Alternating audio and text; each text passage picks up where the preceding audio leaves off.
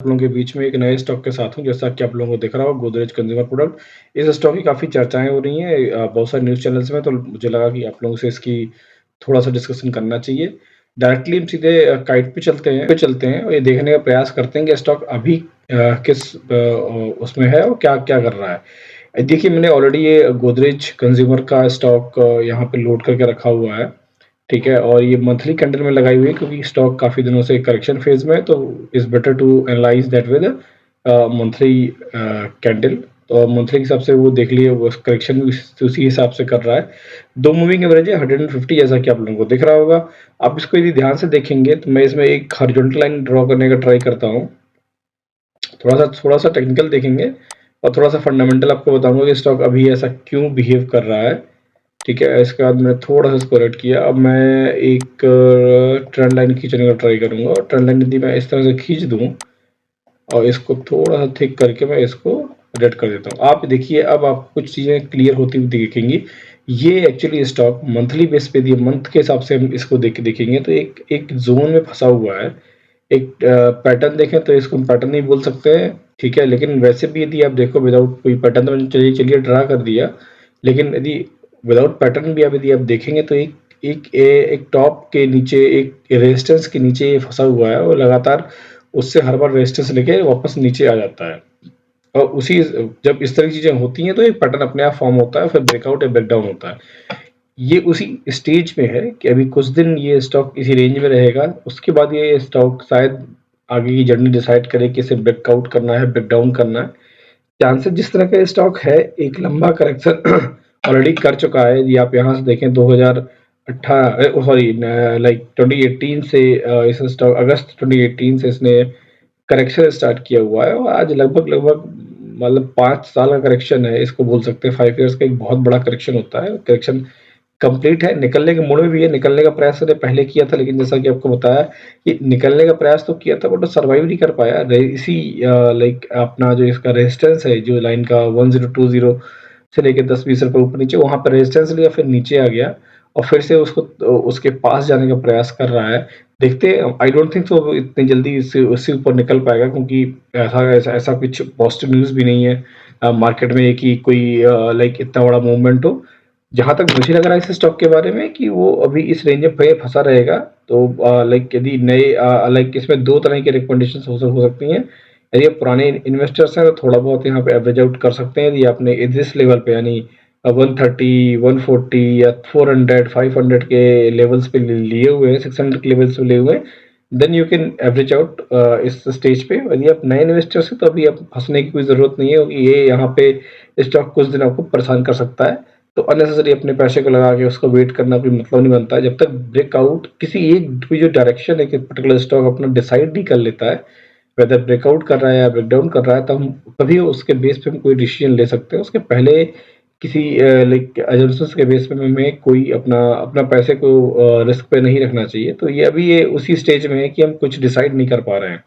ठीक है, यदि इसके हम सीधे हम tickertape.in पे चलते हैं और tickertape.in पे इसका फाइनेंशियल भी चेक कर लें हम लोग, फंडामेंटल चेक करने के हिसाब से, तो हम देखेंगे ये स्टॉक ठीक कर रहा है। एक ग्रोथ है, स्लो है लेकिन ठीक है। एक ठीक ठाक ग्रोथ हो रही है स्टॉक में।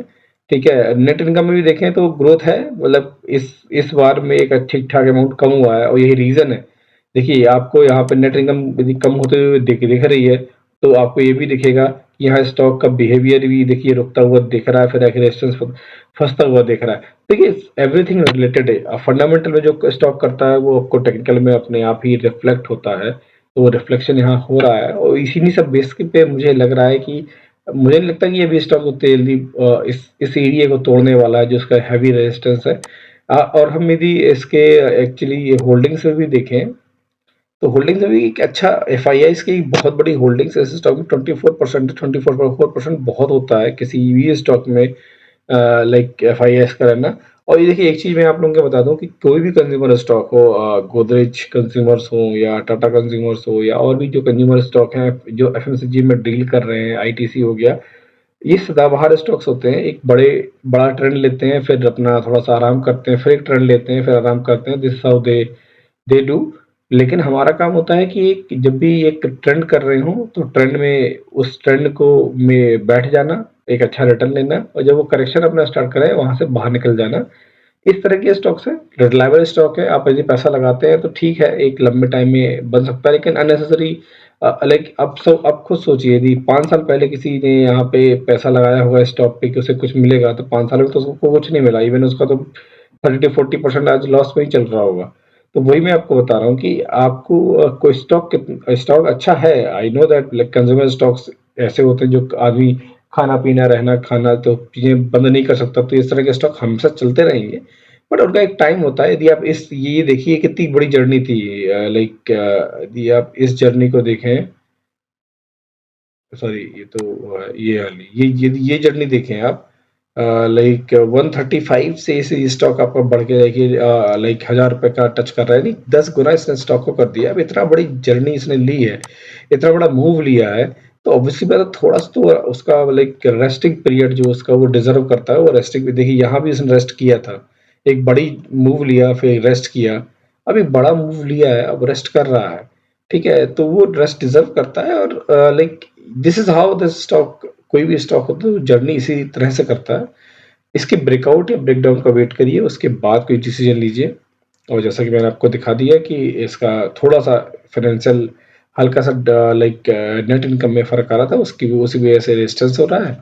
तो लाइक इसमें बहुत सारी चर्चाएं अभी चल रही थी टीवी वगैरह पे, तो मुझे लगा आपको लोग बताना चाहिए कि अननेसेसरी आप लोग ट्रैप मत होइए, इस स्टॉक से दूर रहिए, पुराने हैं तो थोड़ा बहुत लेवरेज आउट कर सकते हैं, नए हैं तो दूर रहिए। और भी बहुत सारे स्टॉक्स हैं उसमें आप लगा के एक अच्छा पैसा बना सकते हैं, बट इस स्टॉक से पर्टिकुलर अभी दूर रहने का टाइम है, अपना पैसा रिस्क में मत लीजिए। लास्ट में एक डिस्क्लेमर आपको दे दूं कि ये पूरी तरह से एक एजुकेशनल वीडियो है, किसी भी तरह से कोई रिकमेंडेशंस नहीं है, ये मेरी खुद की एक छोटा मोटा जो मेरी से एनालिसिस होती है अपने फ्री टाइम में, वो मैं आप लोगों से शेयर करने का प्रयास कर रहा हूँ। Thank you. इस तरह की इंटरेस्टिंग फाइनेंशियल अपडेट्स के लिए या स्टॉक के अपडेट्स के लिए, म्यूचुअल फंड के अपडेट्स के लिए आप मेरे ट्विटर हैंडल फिनवेस्टिंग एके को भी फॉलो कर सकते हैं, मैं इस पे भी कुछ डालता रहता हूँ, ठीक है। और इसी तरह से मेरा फेसबुक पेज भी है फिनवेस्टिंग एके के नाम से, फोटो आप लोग देख रहे हैं, ये सेम मेरे चैनल पे भी है, ट्विटर हैंडल पे भी है और फेसबुक पे भी, इसको भी आप लोग फॉलो कर सकते हैं, इसको भी ट्रैक कर सकते हैं। ये आप लोगों की काफ़ी मदद करेगी चीज़ों को अपडेट जल्दी जल्दी आप तक। वीडियो को अंत तक देखने के लिए आपका बहुत बहुत धन्यवाद। वीडियो अच्छा लगा हो तो इसको लाइक और शेयर करें और चैनल को सब्सक्राइब करें। Thank you.